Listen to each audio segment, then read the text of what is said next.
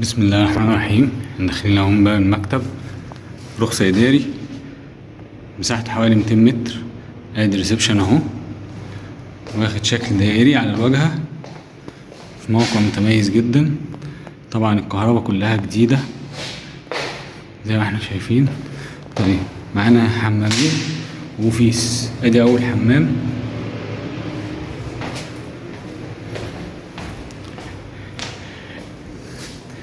الواجهة بانوراما على الشارع. ادي اول غرفة زي ما احنا شايفين التكييفات. ادي الغرفة التانية، وادي الاوفيس، وادي الغرفة التالتة اهي.